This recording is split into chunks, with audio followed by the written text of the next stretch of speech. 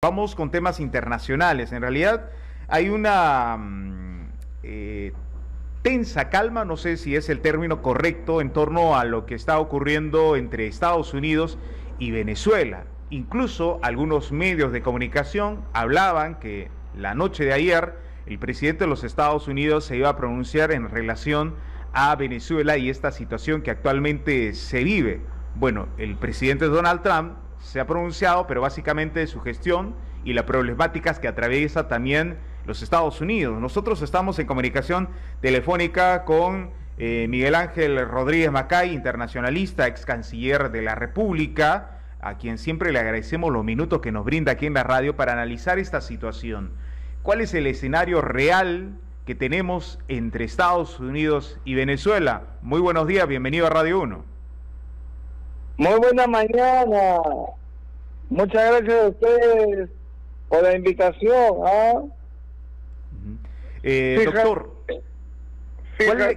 ¿cuál es la lectura que tenemos actualmente ante lo que viene ocurriendo en Estados Unidos y Venezuela? Ya que en un primer momento se ha hablado de la lucha contra el narcotráfico, pero vemos que ahora se habla también de los buques, el tema del petróleo, los derivados del petróleo. ¿Cómo va escalando este tema? Creo que Estados Unidos, en la persona de su presidente Donald Trump, sigue creando el contexto para dar el zarpazo final sobre Venezuela. Lo de anoche no voy a decir que sea un elemento distractor.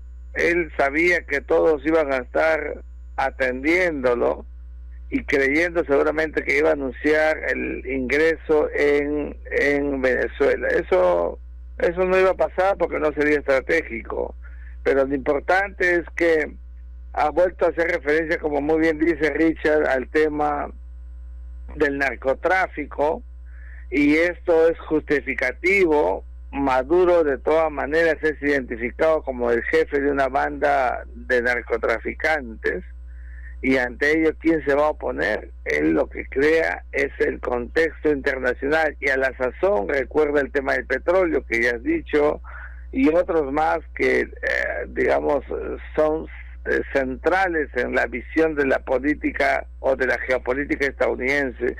Yo creo que Donald Trump ha aprovechado incluso, ¿no? Hemos visto ahí dándole con látigo a Joe Biden, el gobernante anterior, que no hizo nada o muy poco, y entonces yo creo que Trump en algún momento muy pero muy cercano, sin avisar fecha, día, hora, va a llegar adelante la fase terrestre, porque hasta ahora hemos visto acción militarizada, pero en el mar, o sea, trabajo naval, como la de ayer que tú comentabas, sobre embarcaciones petroleras. O sea, Estados Unidos se mete en un tema muy sensible con el sistema internacional y seguramente buscando decirle a China, a Rusia, que están al otro lado mirando y expectando, que en este marco del área de influencia yo mando y nadie tiene por qué involucrarse, y creo que así lo entienden en el otro lado del mundo. Vamos a ver todavía qué pasa en las próximas horas o días. Yo estoy persuadido que el ajedrez desde la seguridad y la defensa se va a cumplir, es decir, fase marítima, fase aérea y ahora fase terrestre, que repito, no se anuncia, no se dice, simplemente se actúa, que es lo que vamos a ver próximamente. ¿Es inevitable dar ese paso siguiente, la intervención terrestre por parte de los Estados Unidos? Solamente eso puede cambiar, Richard, si acaso Maduro desiste y huye hacia algún país del mundo, o si prefiere hacerlo a Marte o a Júpiter, será mejor, pero Estados Unidos creen que todavía eso va a ser mejor, evitando colisión, bajas, sangre, pero que lo va a hacer ya está decidido. Estados Unidos ya le bajó el dedo a Nicolás Maduro hace ya buen tiempo. Correcto. Y para entender un poco el cómo se mezcla el tema de la exportación del petróleo con esta lucha del narcotráfico, ¿En qué circunstancias Estados Unidos toma esa decisión? Y sobre todo también la respuesta que le da Venezuela, si usted nos puede explicar. Yo lo miro siempre desde el ámbito geopolítico, como decía anoche en mis clases. Es decir, Venezuela es seguramente con Arabia Saudita de los países más ricos porque tienen el petróleo que cuantos quisieran tener en la abundancia que ellos cuentan. Gran parte de ese petróleo sale para China.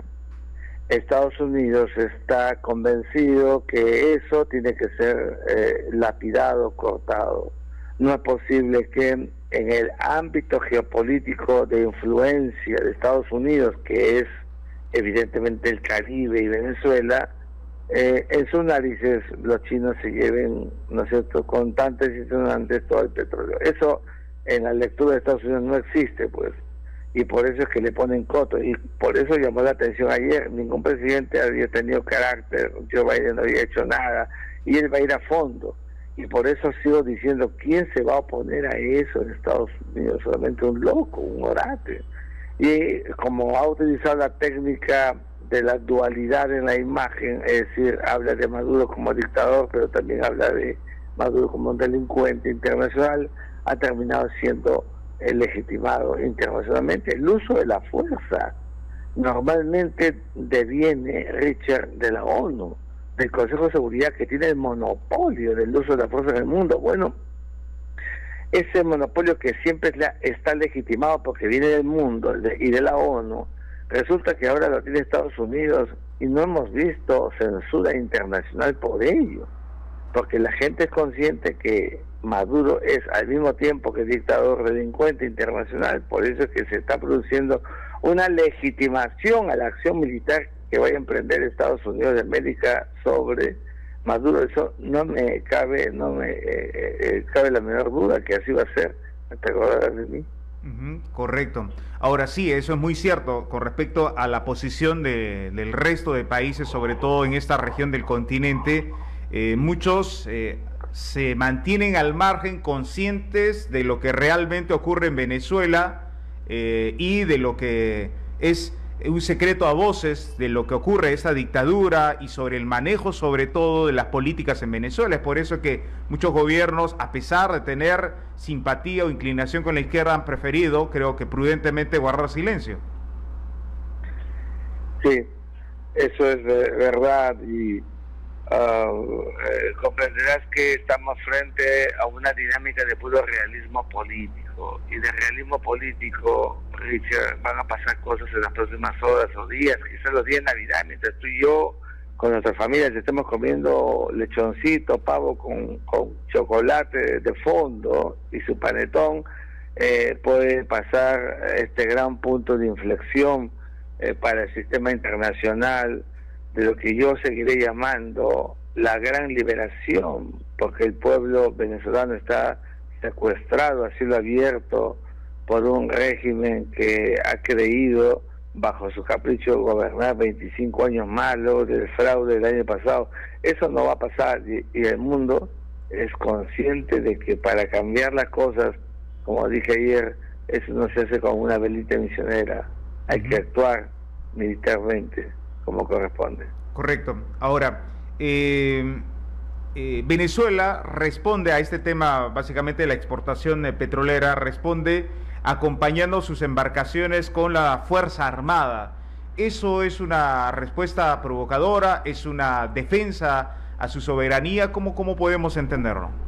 No, yo creo que es una jugada muy bien puesta por la inteligencia venezolana, en el sentido de que, sabiendo que están en enorme desventaja con Estados Unidos, muestran un poder que no tienen para seguir creando la idea en el Pentágono de que hay que seguir evaluando si ingresamos o no en Venezuela. O sea, se sigue jugando sus cartas Nicolás Maduro con estas actividades, porque sus niveles de reacción son mínimos. No es comparable el poder de Estados Unidos con el poder de cualquier país del mundo, y mucho menos con países periféricos como Venezuela, o si quieres también como el Perú. Somos periféricos. Nuestra capacidad de armamentística todavía está en los tipos de las carretas mirando a lo que significa Estados Unidos. Por eso es muy importante, y aprovecho Radio 1 para recordar la necesidad de que los países estén armados. Creer que se arman para la guerra es absurdo, se arman para la defensa, para la paz. Y el Perú, que está en una región importante, mirando el tema Venezuela incluso, debe prepararse, debe tener buenos tanques, debe tener buena artillería, debe tener buenos aviones, debe ser la segunda, no te digo la primera o la segunda fuerza militar o disuasiva en la subregión o en la región andina o en América del Sur, pero por lo menos la tercera, como fuimos en el pasado, Richard.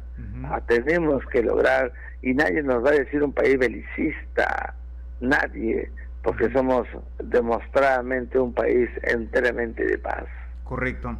Y otro tema, ante una eventual intervención de los Estados Unidos en vía terrestre, ¿cómo esto impactaría el tema migratorio? ¿Estaríamos frente a un nuevo éxodo de ciudadanos venezolanos buscando refugio en otros países? ¿Qué podría ocurrir? No, yo creo que si se produce la fase terrestre del ingreso de las fuerzas de Estados Unidos en Venezuela, primero que Maduro va a caer, se va a producir su derrocamiento. Enseguida tendrá que llegar el Mundo González con María Corina Machado, si acaso ya no está, y asumir el primero juramentando la presidencia. Está pendiente, él ganó en las urnas el 28 de julio de 2024. Enseguida, seguramente, mucha gente de los más de 9 millones de venezolanos que han salido de la patria se encuentran perdiendo su parte del mundo, van a querer volver. La ONU ya ha calculado que en el fenómeno migratorio 2/3, escucha bien, 2/3 suelen retornar al país y 1/3 ya no lo hace por diversas razones. Bueno, hay que crear el contexto, las políticas exteriores de los países deben crear el contexto para que eso sea así. Y yo quiero aprovechar Radio 1 para formular mi propuesta a la Cancillería peruana, al gobierno del Perú, para que nuestro país reactive el Grupo de Lima. En el momento en que fue creado nos volvió líderes en el ámbito de la política internacional sudamericana, mirando el tema Venezuela y continental. Ahora se hizo en esa ocasión para lograr el proceso que llevara a la democracia a Venezuela. Entonces ahora deberá ser un Grupo de Lima reactivado para el proceso de relanzamiento de Venezuela como Estado-nación, de su inserción internacional, de su acompañamiento internacional, que el Perú perfectamente podría liderarlo. Correcto. Ahora, ¿es posible utilizar tal vez al Grupo de Lima o alguna otra coordinación ante una necesidad de un corredor humanitario? Porque el presidente electo de Chile, José Antonio Kast, también impulsa nuevamente de que los gobiernos en esta región se debería reunir para llevar a cabo un corredor humanitario. ¿Eso es posible también ser visto ante una reactivación del Grupo de Lima? Fíjate, Richard, te acordarás que fue precisamente a través de la radio y de Radio 1 de Tacna, cuando hubo el problema anterior, que anuncié la propuesta del corredor humanitario, y muchos me dijeron qué cosa era eso, en qué consistía ese corredor humanitario, de qué se trataba, y tuve que explicar lo que estaba pasando en Europa con la migración siria hacia el viejo mundo, te acordarás conmigo.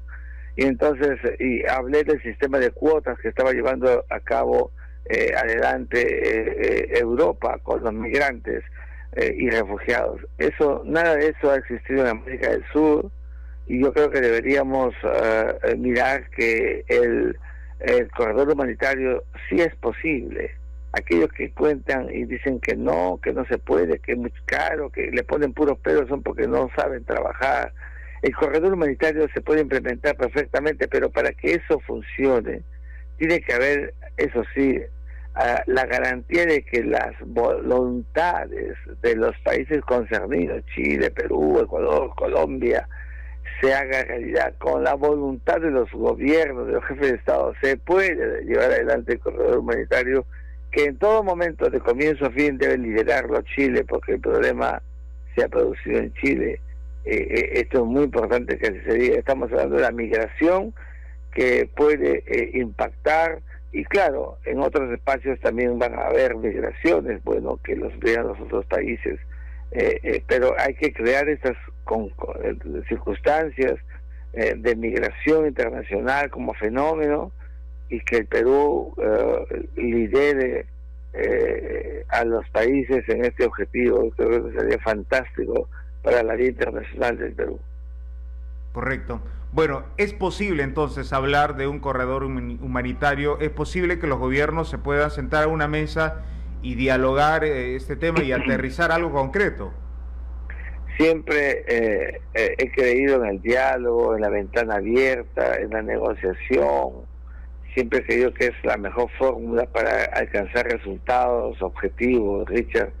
Y estoy persuadido que el Perú en una mesa primero le dará a ver a Chile que el problema es de ellos, no nuestro, aun cuando tenga repercusiones. Y segundo, que el Perú coadyuva, pero que sea evidentemente, en este caso específico Chile, que lo lidere. Y los demás países también deberán coadyuvar, porque de eso se trata, no poner peros, cortapisas, piedras en el camino, sino coadyuvar, porque finalmente el mundo es un mundo de relaciones bionívocas entre todos los concernidos.